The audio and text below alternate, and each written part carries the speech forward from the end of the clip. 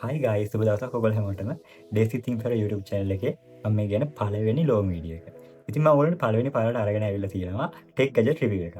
අපි බලමු මේ ටෙක් ගැජට් එක මොකක්ද කියලා. ඉතින් මේ ටෙක් ගැජට් එක මොකක්ද කියලා ඔයගොල්ලෝ දන්නවද? ඒ ගැන දැනගන්න ඔයගොල්ලෝ මේ වීඩියෝ එක අන්තිම වෙනකම් බලන්න.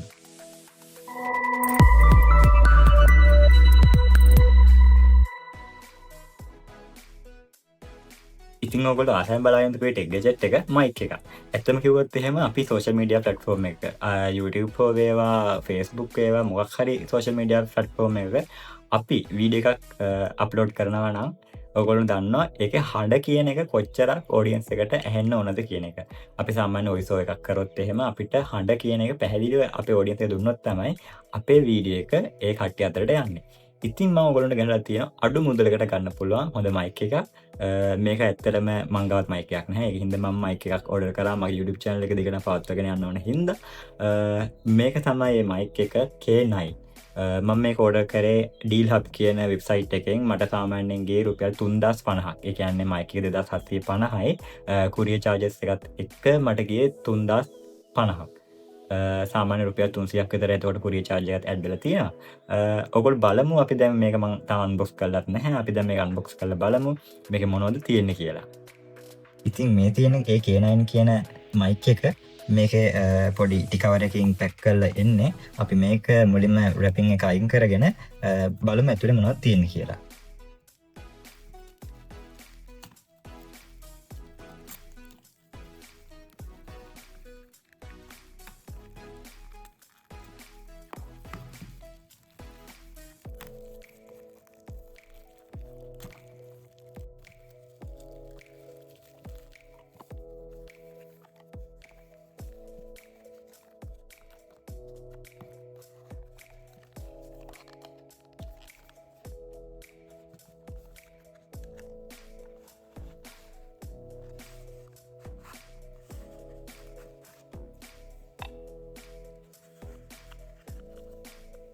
ඉතින් මෙන්න මේක තමයි ඒ පෙට්ටිය ලස්සන තිබ්බේ.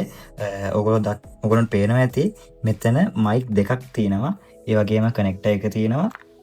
මෙතන පොඩි බොක්ස් එකක ආයෙමත් මං හිතන්නේ charging cable එක වෙන්න ඕන. මෙතන තියෙන මේ මාකයක් ගහලා අපි බලමු මේක මොකද්ද කියලා. ඔව් guys ඒ බොක්ස් එකේ තියෙන්නේ මේ charging cable එක.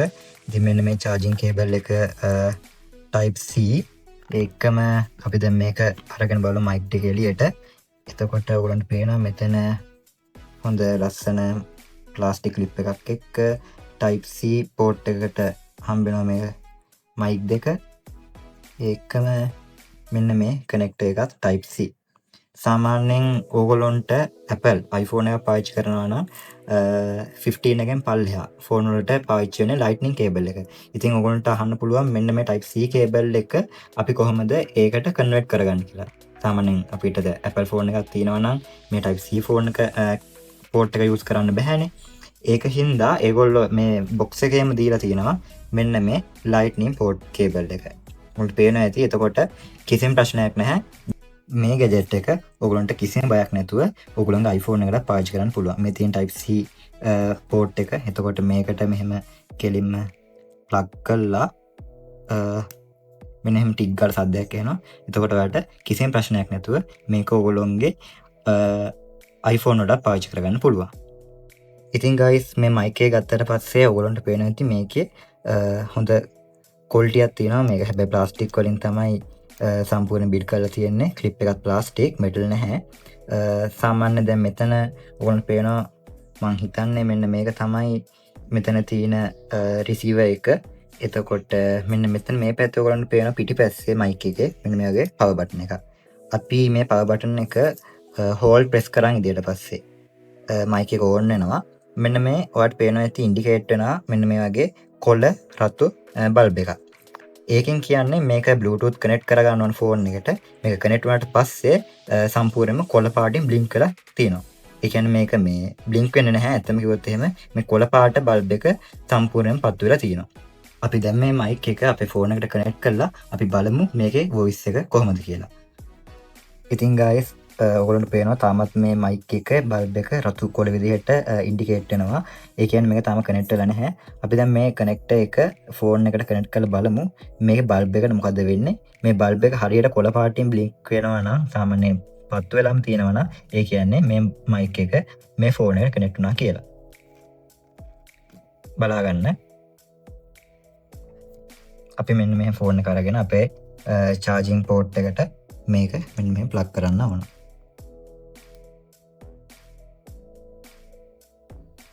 හරි. ප්ලග් කරා අපි අපේ මයික් එක. එතකොට බලන්න මේ මයික් එකේ මේ බල්බ් එක දැන් අර විදිහට රතුයි කොළයි බ්ලින්ක් වෙන්නේ නැහැ. මේක තනි කොළ පාටට ඉන්ඩිකේට් වෙලා තියෙනවා. ඉතින් ගයිස් ඔයගොල්ලෝ දැක්ක දැන් අපි මෙන්න මේ මයික් එක ඔයගොල්ලෝ ෆෝන් එකට කොහොමද සම්බන්ධ කරේ කියලා. මෙන්න මේ විදිහට තමයි ෆෝන් එකට සම්බන්ධ වෙන්නේ. දැන් අපි මේකෙන් බලමු වොයිස් එක කොහොමද හෙන්නේ කියලා ඔයගොල්ලන්ට. ඉතින් ඔයගොල්ලන්ට පේනවා ඇති මෙන්න මේ ප්ලාස්ටික් ක්ලිප් එක. මේ ප්ලාස්ටික් ක්ලිප් එක අපිට ඕන පැත්තකට හරවගෙන පාවිච්චි කරන්න පුළුවන්. ඒකට කරන් තියෙන්නේ මෙන්න මේ වගේ පොඩි තල්ලුවක් දැම්මට පස්සේ මේක මෙතනින් ක්ලිප් එක ගැලවිලා එනවා. ඊට පස්සේ අපිට කැමති පැත්තකට හරවලා මේක අපේ ක්ලිප් කරගන්න පුළුවන්. දැන් අපි මේ ක්ලිප් කරලා වොයිස් එක අහලා බලමු. ඉතින් මම මේ වීඩියෝ එක රෙකෝඩ් කරන්නේ මේ වෙලාවේ මම අලුතෙන් ගත්ත K9 mic use කරලා. ඉතින් ඔයගොල්ලන්ට පැහැදිලි වෙනසක් ඇහෙන්නේ නැති මම මේ වීඩියෝ එක රෙකෝඩ් කරද්දී ඇහෙන හඬයි මම වීඩියෝ එක පටන් ගන්නදී කතා කරපු හඬයි අතර. අපි දැන් බලමු මේ mic එක කොච්චර දුරකට සවුන්ඩ් වැඩ කරනවද කියලා. ඉතින් ඔයගොල්ලන්ට මතක් කරන්න ඕන මේක වයර්ලස් mic එකක්. මේ box එක පිටපැත්තේ ගහලා තියෙනවා මේකේ කොච්චර දුර මේක පාවිච්චි කරන්න පුළුවන්ද කියලා. ඔයගොල්ලන්ට පේනවා ඇති මේ box එකේ ගහලා තියෙන විදිහට මීටර් 20ක් වෙනකන් මේක දුර සපෝට් කරනවා. ඉතින් දැන් මම කරන්න හදන්නේ මේක මීටර් 20ක දුර සපෝට් කරනවද කියලා හරියටම චෙක් කරන්න. ඉතින් මම මේ වීඩියෝ එක රෙකෝඩ් වෙන්න තියලා මීටර් දෙකෙන් දෙකට ඈතට ගිහිල්ලා මේ වොයිස් එක කරනවා. මම දැන් මේ වීඩියෝ එක රෙකෝඩ් වෙන්න දාලා මීටර් දෙකක් ඈතට ගිහින් තමයි ඉන්නේ. දැන් අපි බලමු මීටර් 4ක් ඈතට ගිහිල්ලා කොහොමද වොයිස් එක ඇහෙන්නේ කියලා.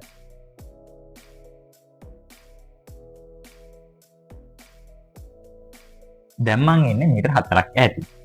අපි මේ වගේ මීටර් 10ක් විතර ඈතට වෙනකම් ගිහින් බලමු කොච්චරක් හොඳට සවුන්ඩ් වැඩ කරනවද කියලා.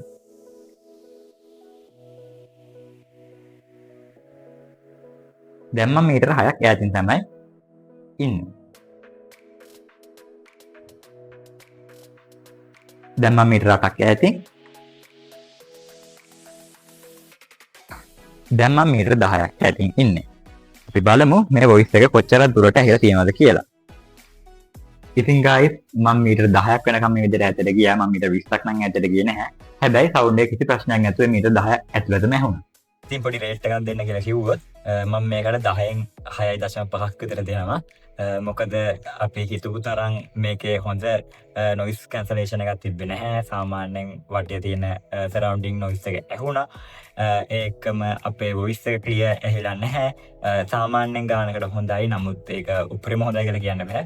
හැබැයි රුපියල් 2750කට ගන්න පුළුවන් හොඳ මයික් එකක් කියලා මට ඔයගොල්ලන්ට රෙකමන්ඩ් කරන්න පුළුවන්. ඉතින් guys ඔන්න ඔය විදිහට තමයි මගේ K9 mic එකේ tech gadget review එක ඉවර වෙන්නේ. ඉස්සරහටත් ඔයගොල්ලන්ට මේ වගේ අලුත්ම tech gadget review බලන්න කැමති නම් ඔයගොල්ලෝ අදම Days with Nim YouTube channel එක subscribe කරන්න. ඒකම හැබැයි තියෙන bell icon එක click කරත් ඔයගොල්ලන්ට මාළුත් වීඩියෝ එකක් දාපු ගමන් මේ notification එක ගෙන ගන්න පුළුවන්. හොඳයි. ඉතින් මම අද හදාගන්නේ මෙන්න මේ K9 mic එක සම්බන්ධයෙන්. ඉතින් ඔයගොල්ලන්ට හිතෙන විදිහට මේ K9 mic එක ගෙවන ගානට වටිනවද? ඕගොල්ලෝ මේ කලින් පාවිච්චි කරලා තියෙනවද? ඒකම මේකේ අප්ග්‍රේඩ් වෙන්න ඕන අලුත් ෆීචර්ස් මොනවද? ඉතින් ඕගොල්ලන්ට තියෙන ඕනම ප්‍රශ්නයක් ඕගොල්ලෝ මගේ කමෙන්ට් සෙක්ෂන් එකේ කමෙන්ට් කරන්න පුළුවන්. මම හැම කමෙන්ට් එකකම රිප්ලයි කමෙන්ට් එකක් දානවා. ඉතින් අලුත් වීඩියෝ එකකින් හම්බ වෙනකන් ඕගොල්ලෝ හැමෝටම සුබ දවසක්. ජය වේවා.